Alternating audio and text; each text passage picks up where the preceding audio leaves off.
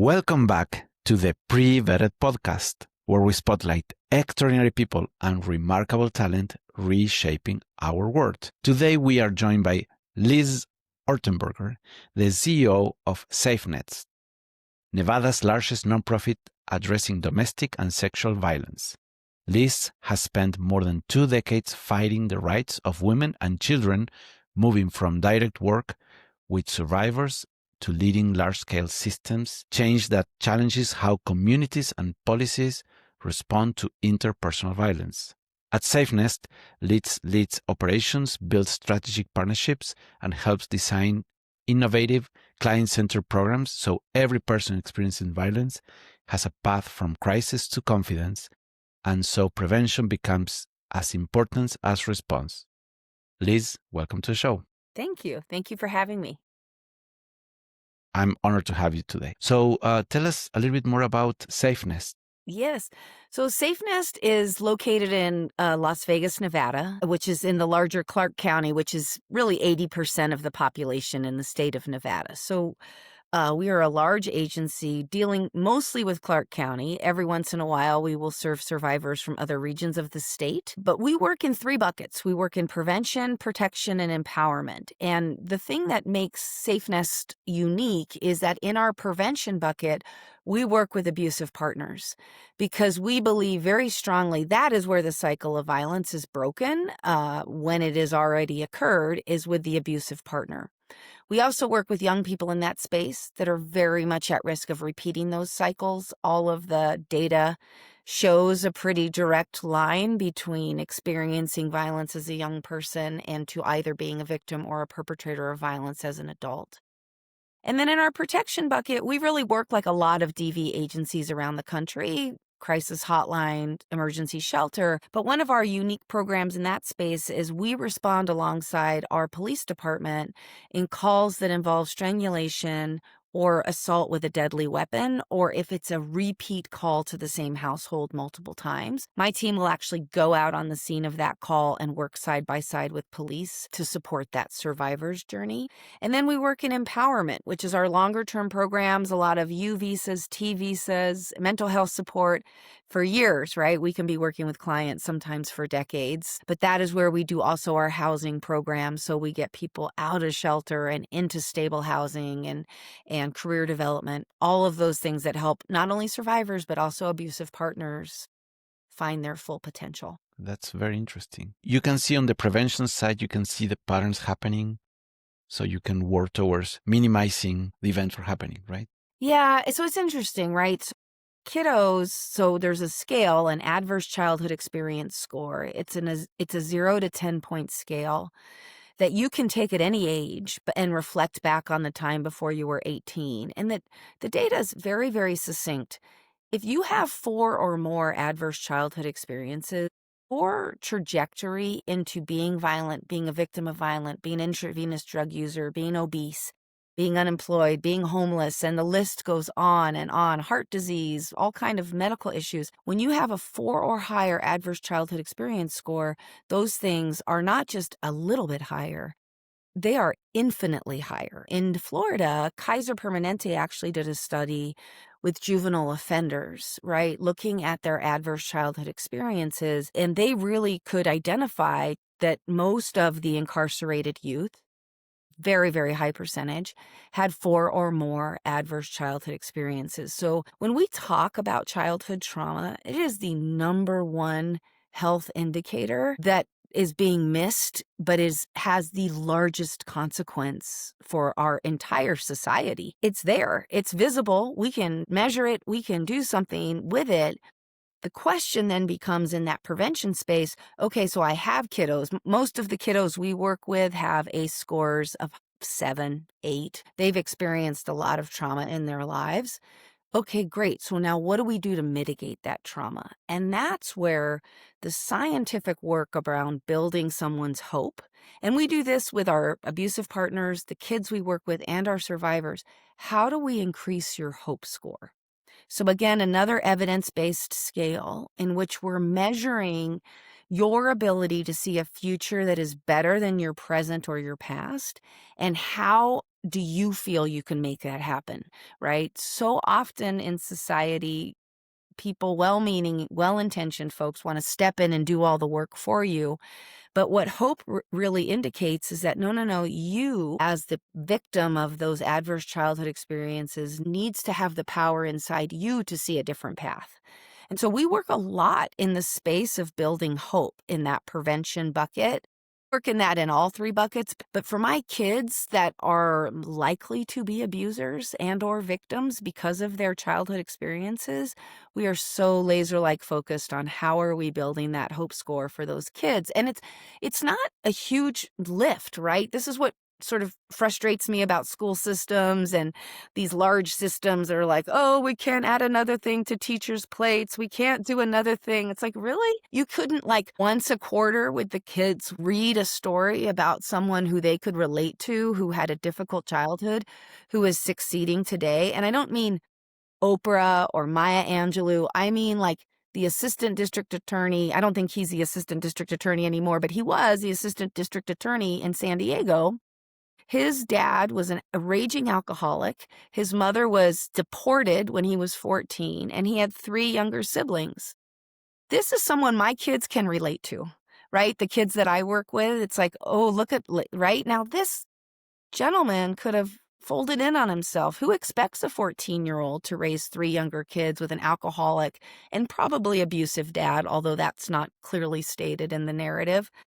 He did it.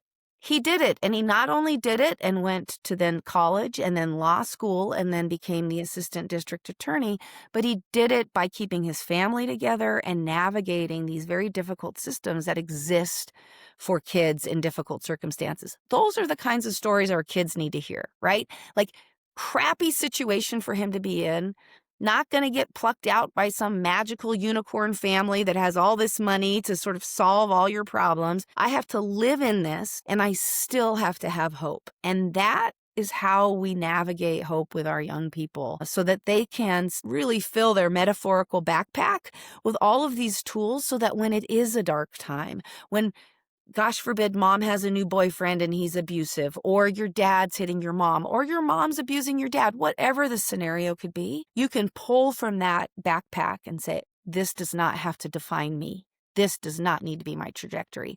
That's not a heavy lift to share these stories at an appropriate age, different stories, different age groups through our education system to help kids connect with something positive, especially for those kids that are suffering. Right. What you are trying to convey through hope is you are not alone.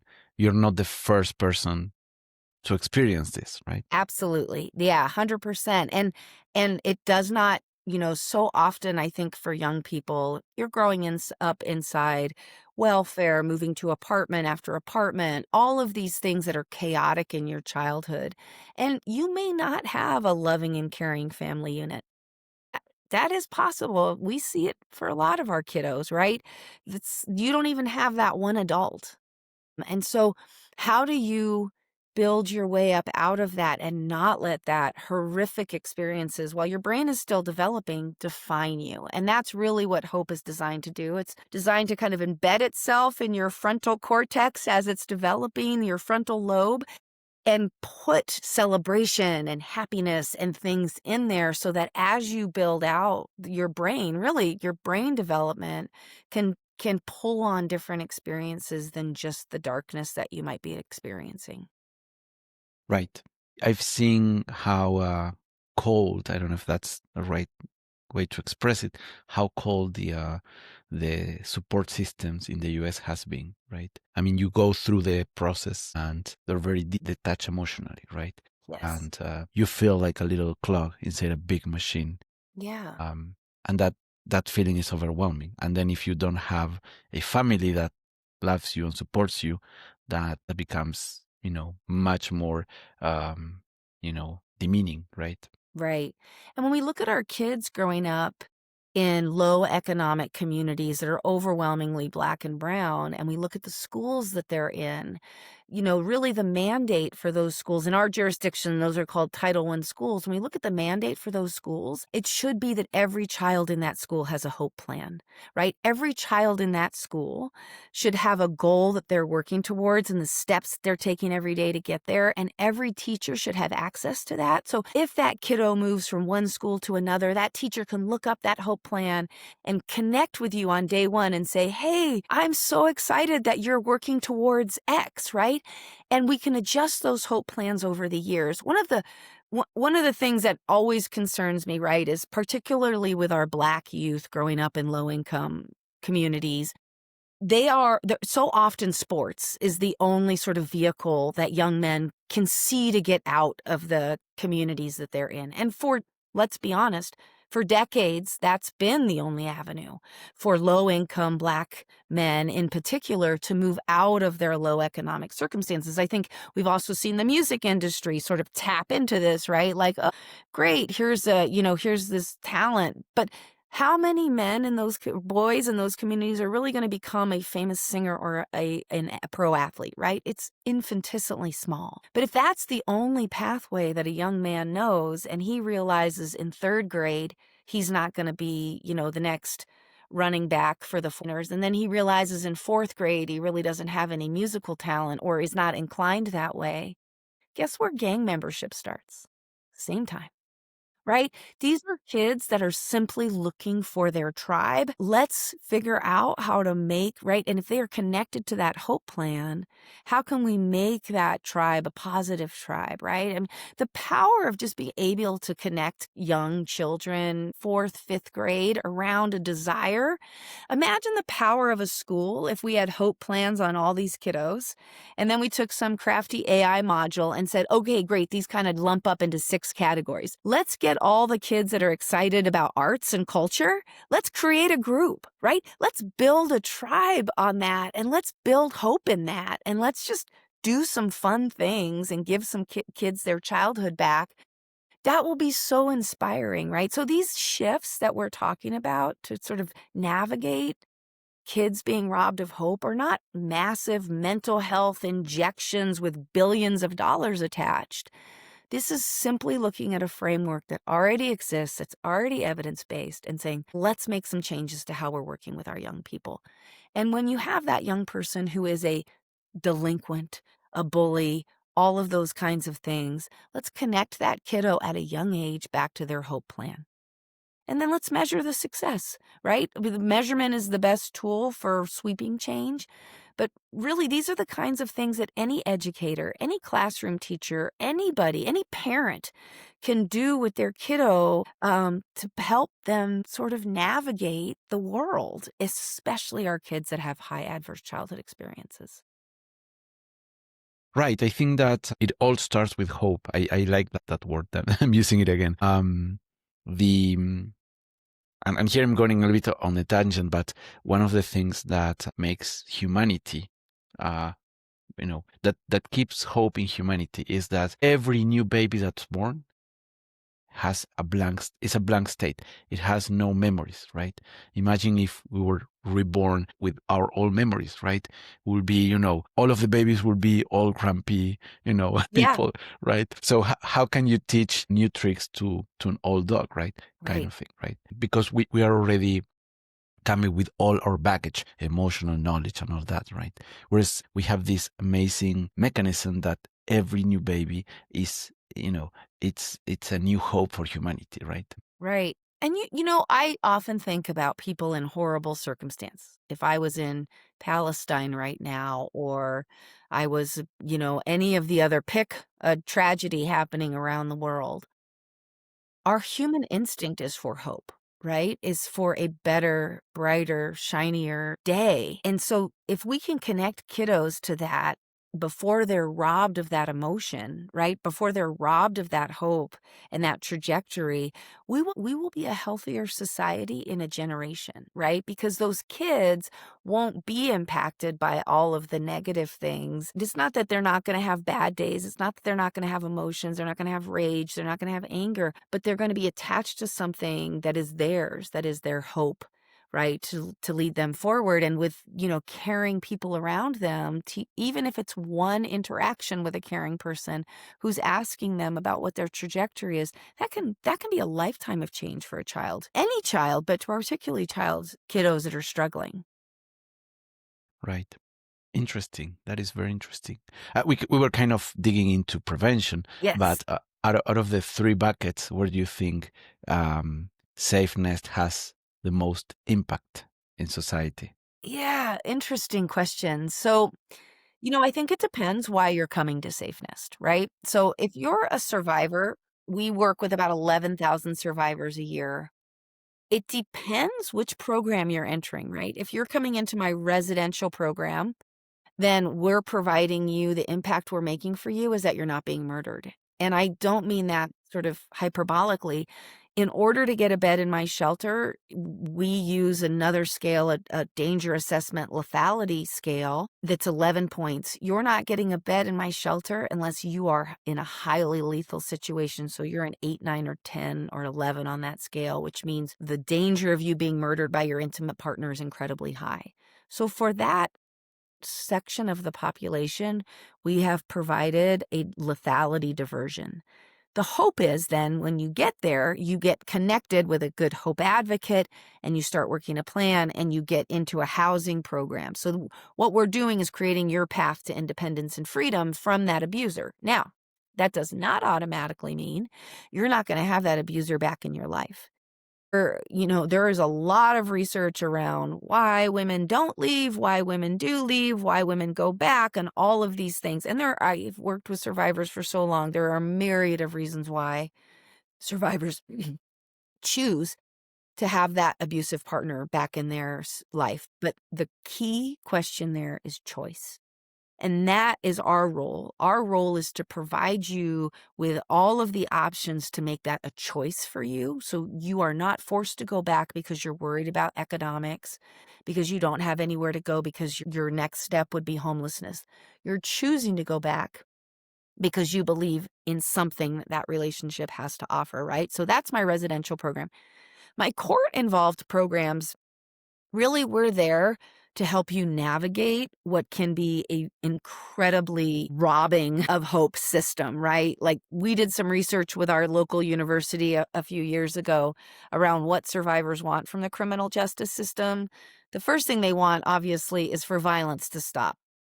The second thing they want is to be believed. And unfortunately, right, within our criminal justice system and even our family court system, those two things are not being achieved anywhere in the country. But I would say very, very clearly in Nevada, those things are not being achieved. And so we're falling short of what survivors want in the legal space, but sometimes it's still incredibly important that they navigate for either if it's child custody, divorce, or whatever is going on. So my advocates are in those spaces to really shepherd you through, to help you understand what is happening, what does it mean, all those kinds of things. And then, within our abusive partner space, we do a lot of court mandated program, but we also do voluntary program. You're coming to me because you have to, usually. So welcome aboard. But what my hope is that by the end of that journey, which is usually 26 weeks, you have learned something about yourself. You have taken some responsibility, if not entirely taken all the responsibility for your behavior.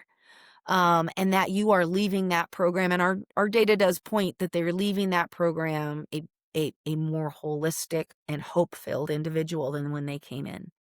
And I'll just say a piece around that really quick. So what we learn in our abusive partner programs, and this is why you hear me talking about young men, because the trajectory is so clear.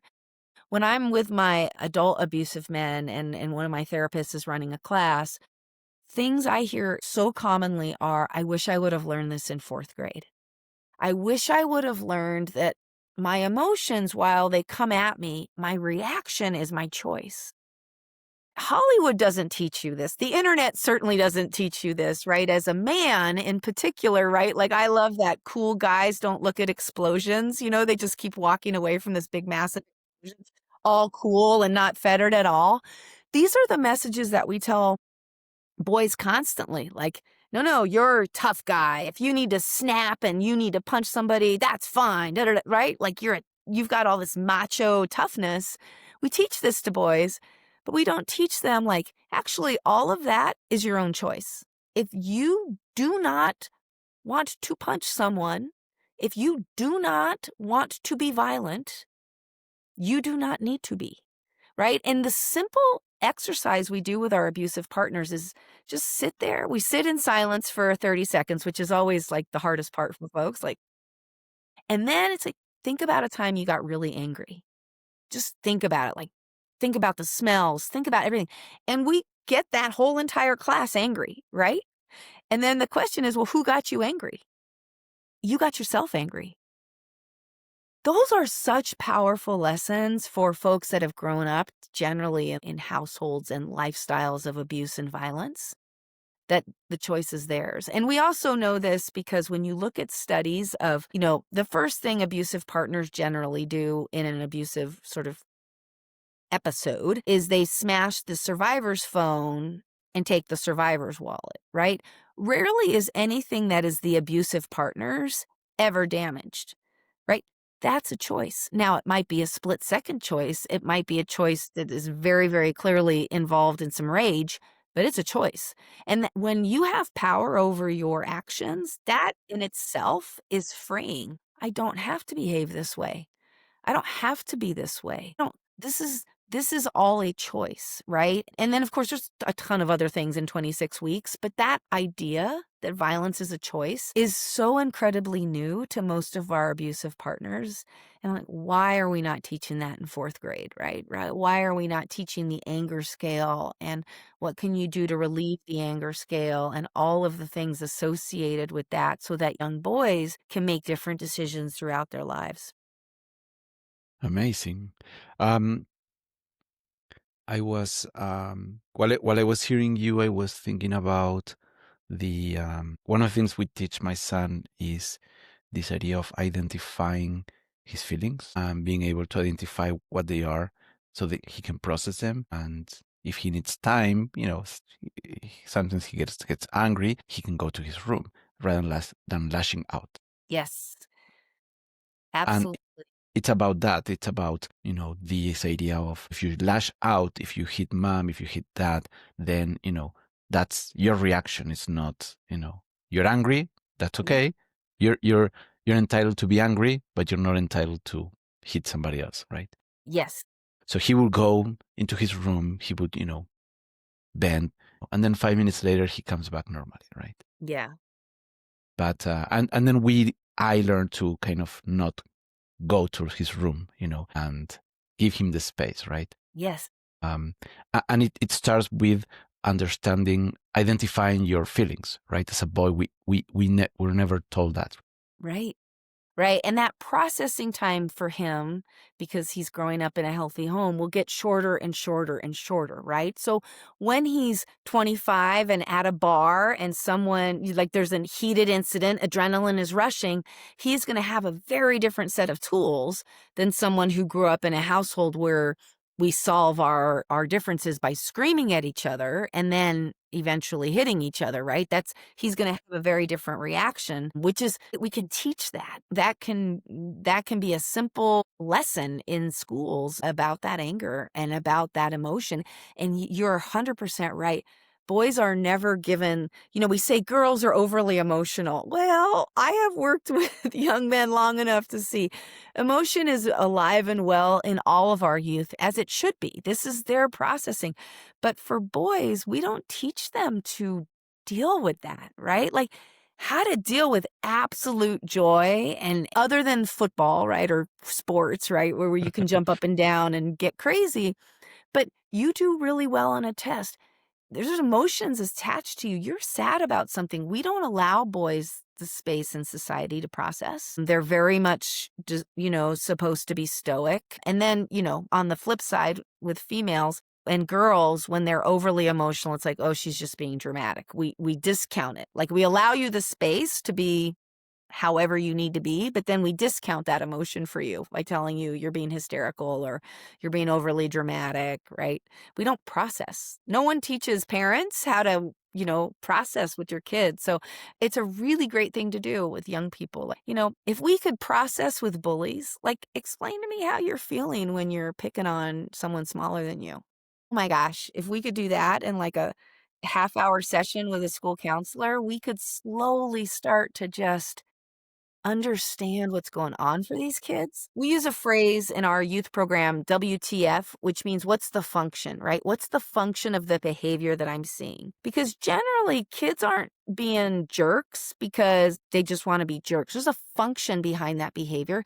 It is our job as adults in young people's lives to get behind that, understand what the function of that behavior is, and then, just as you're doing with your son, help them process that feeling. Right. Right. In the school that my son is now, they're doing the Kiva method, which is an anti-bullying system. Yeah. I don't know how effective it is, to be honest, but so far it's been okay. Where they have monitors, people monitoring the yard basically, Yeah. and when they detect that, they invite both parties to do an introspection about the situation. Right. Interesting. I'm butchering because I'm kind of paraphrasing what they told me, Yeah. but it's this idea of they don't demonize the bully, basically, right? Yeah. And they work towards that, which is what you're talking about. What is the function of the behavior, right? Yes. Yes. And then the other thing I was thinking about is, as boys, they teach us, if you cry, you're weak, right? And if, as a girl, they are over dramatic, right? As you mentioned.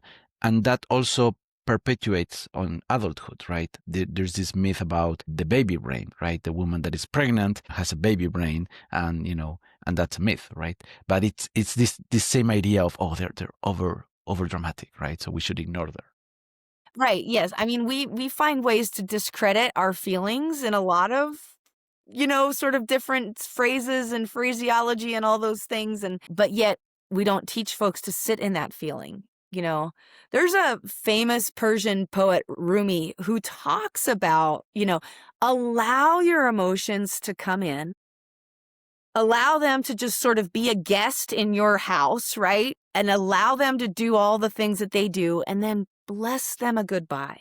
And I love that poem. In fact, whenever I have folks that are going through sort of some massive trauma, loss of a loved one, things like that, I send this poem because we so often want to sort of just mitigate the uncomfortableness of our emotions that we don't allow ourselves to sit in it. And particularly if you're an abusive partner, my goodness, we every once in a while will have a sociopath. That is incredibly, incredibly rare.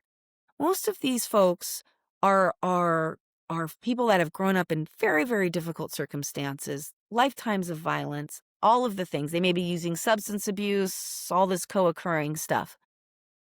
But they do never get a chance, right, to sit in their feelings about how it felt to abuse their partner. How did it feel leading up to it? How did it feel when we'll often hear the expression, I snapped, right? Let's walk through this in slow motion. And how did that feel, right? Because my goal, and my team who does this work every single day, my therapist goal is to help you understand 3 hours before you even abused your partner, when your boss was a jerk to you at work, and you let that percolate, went out, had a couple beers with the buddies at the bar, and now go home and take all of that stress and anxiety out on your loved one and your kids. Let's talk about how we get to where you and your boss had a difficult conversation and how we process that. Because we've got to understand the gateways to our anger in this space, and that, when we rob men of the ability to support and serve, really, we still have a very 1960s. As much as the feminist movement has helped us gain equality and women are an incredibly important part of the workspace, we still have somewhat of a baked idea, and it's depending on your cultural background, men should provide and support. That is still, whether or not we all want to agree, it's still pretty there, right? But what happens then when we rob men of that ability to support their families or their lifestyles, or, right? We rob you of that ability. We have created some anger in that, right, as a society in whole. And when we look at, I encourage people, when you look at unemployment rates, don't just look at the one ubiquitous metric of unemployment across the country. Look in your low-income neighborhoods and then start to understand we're robbing people, men in particular, the opportunity to do what society tells men they're supposed to do. Well, if you're in that kind of friction every single day, that is not a healthy place to be, right? So how do we solve for, yes, the feelings of anger and all of these things, but then some of the larger societal constructs that create those situations? How do we solve for that? How do we create job opportunities, right? Once you have an abusive partner charge on your record, now we've created even another barrier for you, right? To get employed and to get work. So we haven't done anything to make you less angry, which is why, for our abusive partners, that program is expanding to have workforce development, housing opportunities, and all those kinds of things. Because what I see a lot in my work is my survivors need the same sort of resources my abusive partners need. And so how do we, not that we're putting everybody together and having a kumbaya moment, but how do we provide some of that same trajectory for the abusive partner? Because my job at the end of the day is to end the cycle of domestic violence. I can't do that if I still have an angry, abusive partner. This epidemic of violence cannot be solved in a survivor-only system. And that's unfortunately what we've created. We've created the legal framework for abusive partners and the nonprofit, supportive, elevating empowerment framework for survivors. That's not working. It hasn't been working since the 70s when we started taking domestic violence seriously. So there's a whole lot baked in there around just the way that we've treated domestic violence, across the framework. And it's time for change is my, ultimate point from all of that is we have to do this work differently and more cohesively and holistically because abusive partners need different mechanisms than simply the 26-week of court-mandated classes and jail, right? And fines and community service. That is the basket of things available for an abusive partner. They also need career coaching. They need support. They need to unpack some of their own childhood trauma.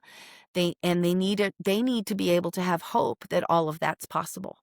And so largely the movement that I sit in, the domestic violence movement, deals only with the survivor side. And I think those days need to come to an end because survivors are asking for it.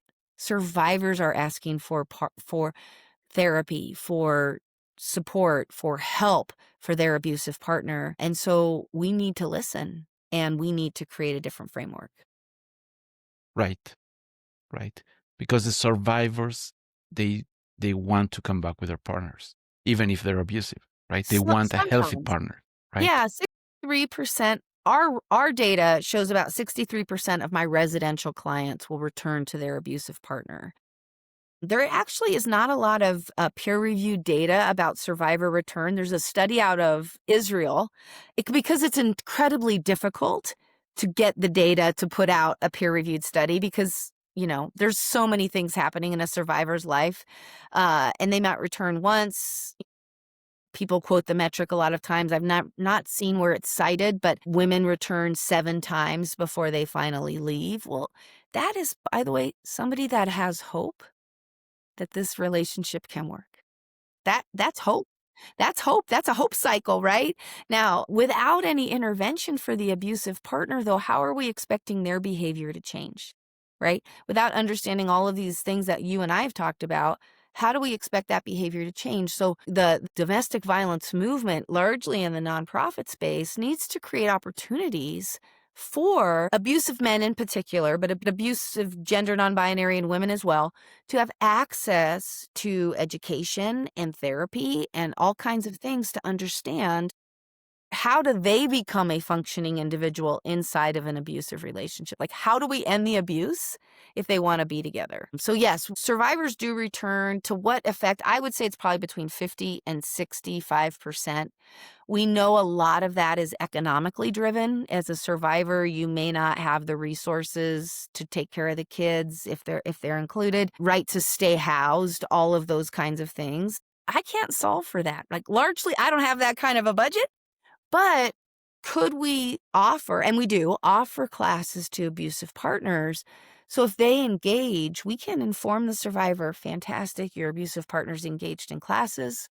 Now let's see where we get to. That can build a hope framework for that partnership. And so, yeah, there are other ways to do this than survivors have to leave and abusive partners need to be incarcerated. That's largely not working. So let's create a different framework, and let's stop flooding our court systems with cases of misdemeanor domestic violence so they can actually focus on felony domestic violence, which includes assault with a weapon and strangulation, which are markers for homicide. That's what our court system needs to deal with.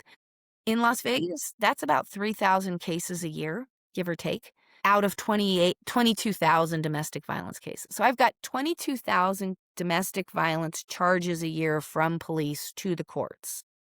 Only 3,000 of those are felony, which has a strangulation or marker. All of these other misdemeanor cases are largely going to be pled out, pled down, very few convictions. They're going to be pled into the classes for a small portion of them, but there's not a lot. The criminal justice system is not equipped for this, right? If I hit you, if I'm drunk and I drive my car and I hit you, you're a victim of my stupidity, and then I have to deal with that, right? But you and I do not need to have Thanksgiving dinner together. We do not need to exchange children. We never need to see each other again, right? Probably relieving for someone who has been hit by a drunk driver. But in domestic violence, the courts are unable to mitigate the relationship. They don't know how to deal with this in a way, right, in a context of which these two people may or may not end up together. And we see all kinds of things happen. We see survivors recant. We see survivors become a witness for the defense and say what a great guy he was and she made it all up. This is all indications of a system that's not working. So yeah, there's some new trajectories to work in that space. Right. And the worst outcome, as you mentioned, is the abusive partner in jail, because now you have a split family, but the relationship continues even though the abusive partner is in jail, right? And the best outcome will be for the family to be able to remain together and happy, right? Yes. That's the win. The worst case scenario is homicide, which we do unfortunately see a lot of, but what's happening is, I believe, if we could get misdemeanor domestic violence, low level first offense domestic violence out of the court systems, then leave the court systems to deal with your repeat offenders and your strangulation and assault with a gun. Generally, households that have guns are much more dangerous for survivors. Deal with that epidemic and allow the misdemeanor space, particularly first offense misdemeanor space, to be dealt with in a very different, don't even put it into the court system. Get it out of the courts, right? Like, what are alternatives? And we're starting to see some exciting developments in that space in terms of, like, not restorative justice, because restorative justice means the survivor would have to take some responsibility. Really, that would be unfair. But restorative programming coming out of the Office of Violence Against Women. So we've applied for a grant in that space. It's my hope that we can get some money to do some more work, because if we can get to households where there's been a 911 call but no arrest, so the justice system isn't involved yet, my goodness, I think we can that's our low-hanging fruit. We can start to work in a very different way. It just takes some resources to get a program like that up and running. Right, because you can work on the prevention before it even hits the court. Yeah. which would be great, which would be phenomenal because I think we can navigate all kinds of things in that space. I always, I shared earlier in the podcast that in order to get a bed with me, you have to really be fleeing lethal domestic violence, right? You are in danger of being murdered. But the reality is that costs me and the agency and society, because we're a nonprofit, tens of thousands of dollars to mitigate the trauma, housing, all of the things needed in that space, particularly if there's kids, right? I could house people or work with people when their domestic violence is a 1 or a 2 on that scale. My goodness, right? That's hundreds of dollars, right? So even if, for those that are financially inclined, the return on the investment in working with folks that have experienced low-level violence versus people that have experienced, years of violence, there's no question. It's a better way to do this. In the same way as an abusive partner, your behavior is not this is not a happy couple. Your behavior's not great. You're starting to use coercive control. You're starting to use some of these mechanisms of domestic violence before you slip in to like, this is the full way I need to operate. If we can deal with that much earlier in that DV trajectory, great. We can solve this thing for a lot less investment and work with a lot more couples. Right, right. Because we were talking about before that we're not taught about understanding our feelings. We're not taught about how to have a healthy relationship with a partner Yeah. on boys and girls, right? Yeah. And then that becomes an escalation of abusive behavior, codependency. That it's this little snowball that grows until becomes Yes. a violence episode, right? Absolutely. Yeah. That is all possible to mitigate, right? And certainly we're not going to have 100%. That's not possible probably, but I have hope that one day maybe. But yeah, but so much of that is about sort of shifting the way. So really when you look at the domestic violence movements before the 1970s, really it was like turn a blind eye. It's a private matter. It's happening behind closed doors. The 1970s to really the huge crime bill, the omnibus crime bill that the Clintons put out in 1994, we had a lot of movement. But unfortunately, in this space, that movement included mandatory arrest, no drop prosecution. And even in doing all of that, what we did as a feminist movement was we removed survivors. Survivors don't have a choice as to whether or not the district attorney moves forward with your case. Survivors don't have a choice as to whether or not an arrest is made. Survivors have been removed from having choice about their abusive partner for decades. In this movement, what we're seeing is particularly for our low-income survivors in this space, that has been hugely catastrophic. And when we look to our prison pipeline and our mass incarceration, this is one of the feeders, domestic violence, right? And gosh, wouldn't it be crazy to take all of the survivors that have an incarcerated partner and ask how many of you want your partners to be incarcerated? That number would be incredibly small, incredibly small. And so the courts have robbed survivors of their voice, right? So that criminal justice system is often acting as another abuser. Just, you have no choice. You have no pathway. This is not up to you. This is now up to the district attorney and the police and everybody in that chain. Your voice no longer matters. How do we restore survivor voice to that process? I think that's where we start. And then the more prevention work we can do, but then for those survivors that are criminally involved, the question starts to become, is there strangulation? Is there assault with a gun? If those things exist, we do need to take this incredibly seriously. And if the survivor doesn't want to move forward with charges, that's probably when I would say the state does need to move forward with those charges. But that's not the majority of domestic violence, right? And so how do we put survivor voice back in there? And then also survivor education. Most survivors do not realize if they're being strangled as part of their domestic violence, their chance of being murdered is going up every time, right? On one strangulation, it's 750% more likely to be murdered. And then it goes up every time you're strangled. those are also your mass shooters and those are your cop killers.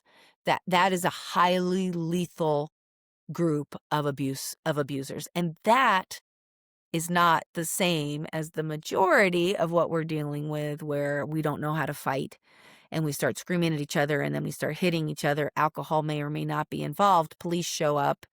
I've got marks on me. You don't have any marks on you. You're the one going to jail, right?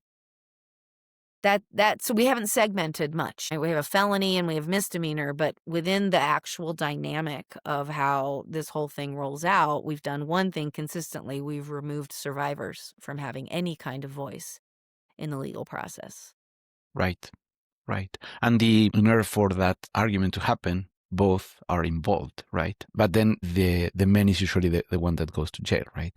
It's so interesting. So we're starting to see more work on bidirectional violence, which if you listen to the Johnny Depp Amber Heard case, right? Like bidirectional violence, both parties are acting violently, right? As women, I think we have been somewhat secure in our space of like, well, because of the police bias of wait, he's way bigger than you. How would you abuse him, right? Like there's a whole lot of sort of subtext in the domestic violence that our black and white criminal justice and law enforcement world we're not meant to deal with. So we did see actually there's really since the 90s been an increase in dual arrests, particularly in states that have a mandatory arrest policy. If I show up, and I have done ride-alongs with the police and they do a phenomenal job because sometimes you get up to this scene and it's chaos, right?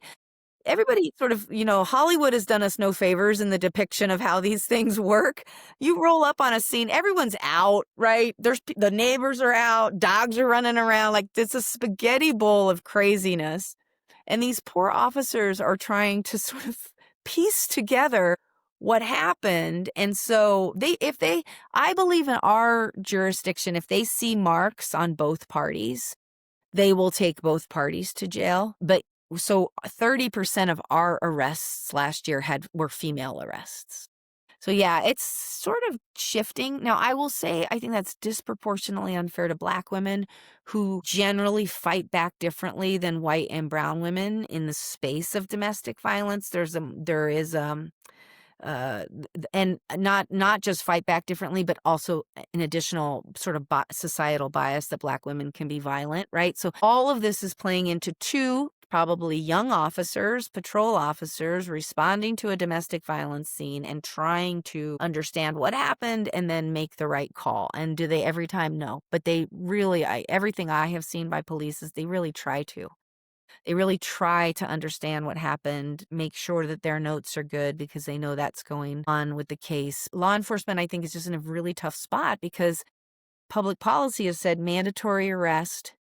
And then we've put the DAs in a difficult spot because we say no drop prosecution. And all of that becomes difficult. And then in a jurisdiction like Las Vegas, we do not have a hearsay exception. So everything that goes to that court has to be first person. It cannot be a detective heard or somebody put into the report. The survivor has to come forward and really testify against that abusive partner, which is why. Like, there's no $1 million pot of money. There's no upside for me testifying against my abuser unless, the circumstances of my situation are that I'm scared for my life and I have the resources to support myself with him being incarcerated. It is very hard to get survivors to, think about a survivor, right? There's an arrest at your house. Your husband is arrested. Now, if your family lives close by, everybody's descending. In-laws, family, everybody. Depending on the family history of violence, the messaging may be very different. It may be, look, your dad did this to me, but we got through it. Drop the case, don't press charges. Pretty common, actually, right? As we think about, like, the upheaval of the criminal justice system in your space. So there's, that's all a way of saying it's so incredibly complicated case by case that these sort Right. of sledgehammer laws of mandatory arrest, no drop prosecution, and everything that VAWA entails really have not done a lot to bring survivor voice into the mix. but also really create a safer community. Our levels of domestic violence are not precipitously lower than they were. I think depending on what metric you look like. And I just read a 25-year study on VAWA, and it very much is explaining how we can't really tell you if it was successful or not successful because there's no clear metrics. So that's sort of all the confusion in the space of like, we really don't have the answer, but I think it is time for us to start trying something different. Right. Yes, because if the woman testified, she has the guilt of splitting up the family, right? Yeah. And even if she's protecting herself and her family, there's still the resentment on the political family and everybody involved. I mean, I cannot fathom, that situation. It's very difficult. So I can understand why, a lot of, victims would not testify, right? But then on the other hand, the repeat offense will continue. Right. Potentially, right? That's where working with the abusive partners really comes in, right? And that's, in fairness, that's what the court mandated program is designed to do. It's like, oh, great. Problem again is we've taken a sledgehammer approach and said, this is how batters intervention programming works.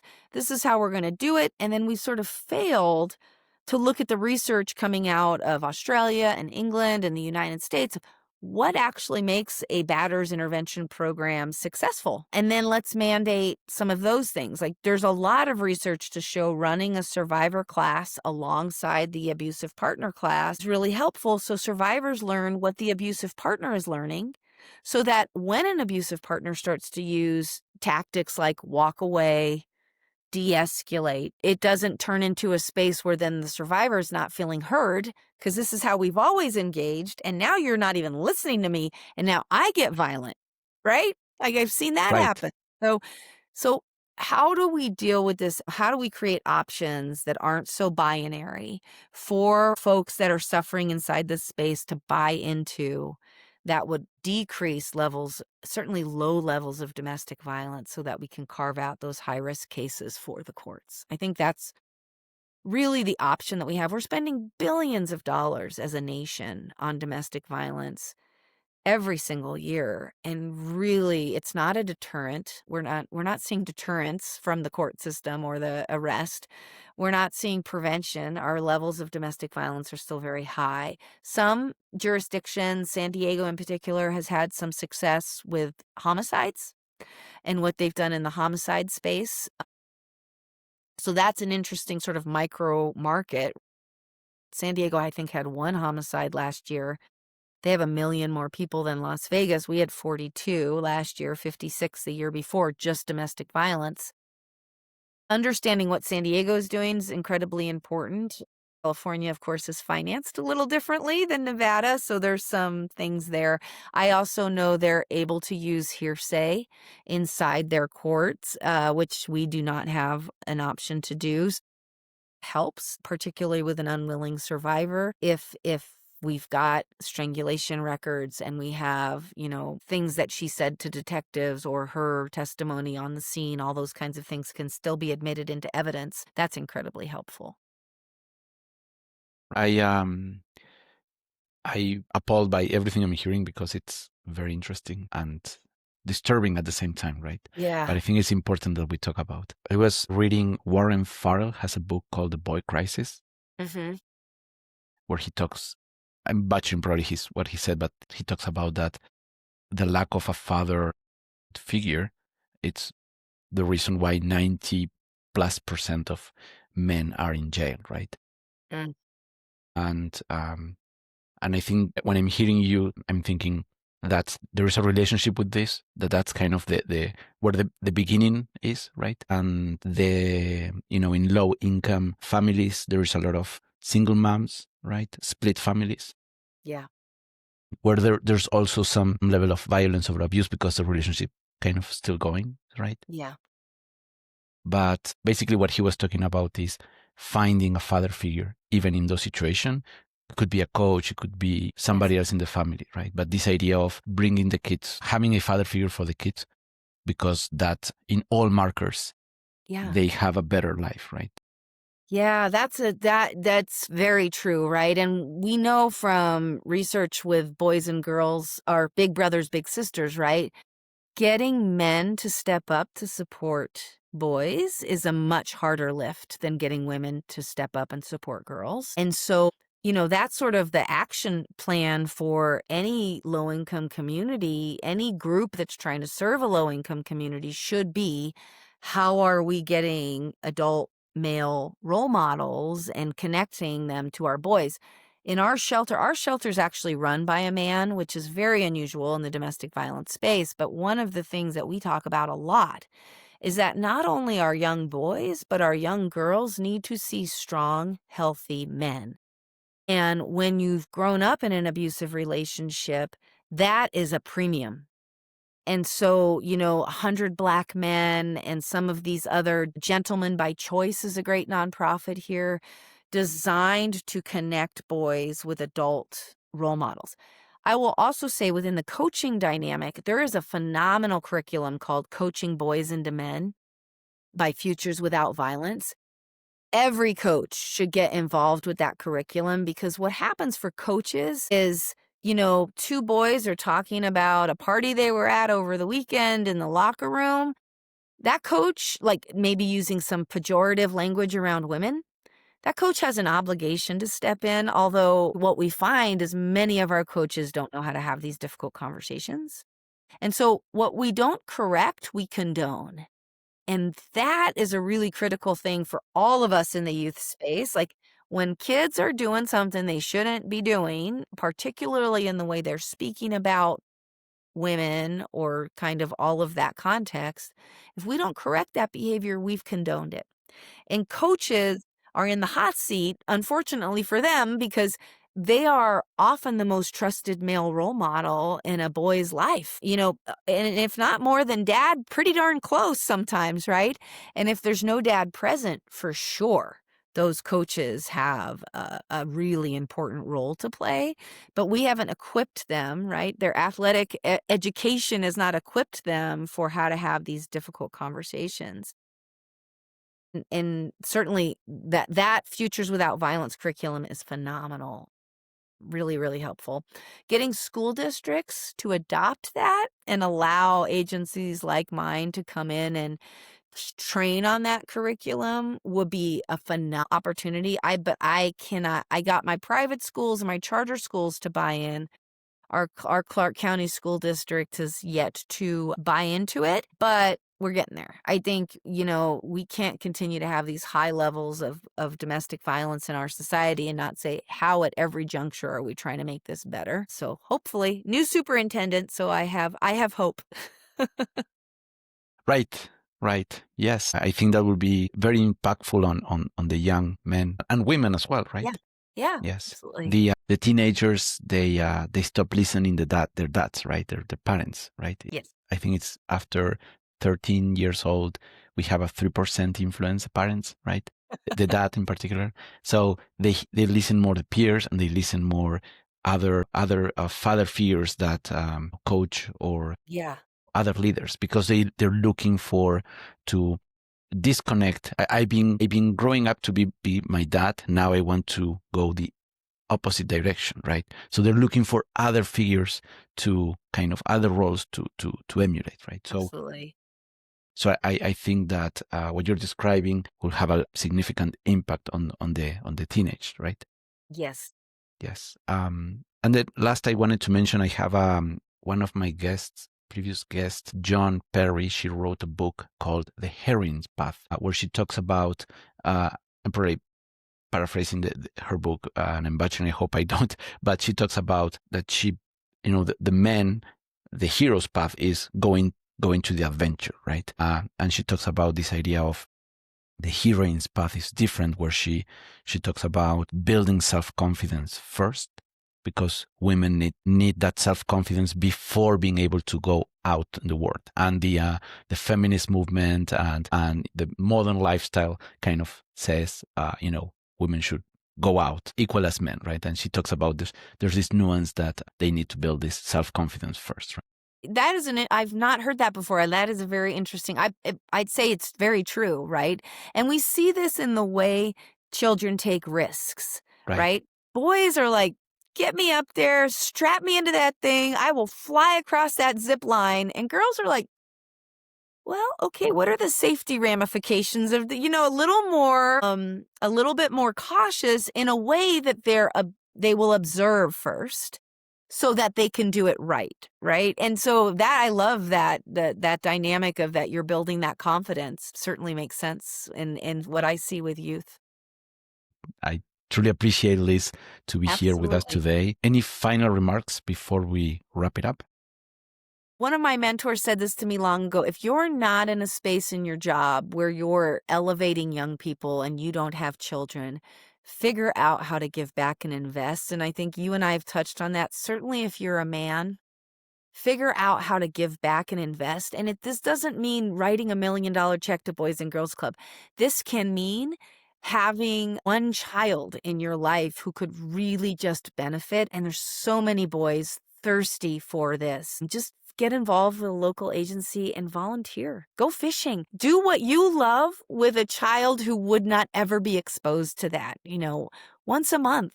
Once a week. The lift is small, but my goodness, the change for that child is so incredibly massive. Yes, I agree. I mean, the impact we can have on young kids, it's amazing. I do karate coaching to unlock on the local school, train my kid and other kids. That's awesome. I can see how they, we go to competitions and things like that, and I can see how the kids struggle. They have their fears, and once they go through, they are able to, beat the fear, go through the competition, which is, they're going to get, it's a committee, so it's it's a competition, so the rules are the safer, but basically they're going to get beat up, right? So, so it is frightening, right? So I understand, right? But then whether they win or they lose, being able to give them, their confidence back just by getting into the ring, that's a big win, right? And we had situations where the kids didn't want to go, right? They just froze and they couldn't get in, right? Yeah. So but building that confidence, right? And I've seen the kids how they evolve, and it's amazing the impact we can have with those type of activities. So yeah, and I agree, and that happens to be my experience. But at the end of the day, any activity that you can do with a kid to coach them and build them that self-worth and self-confidence, it has a significant impact. Absolutely. Well, thank you so much, Federico. This has been great. Thank you, Liz.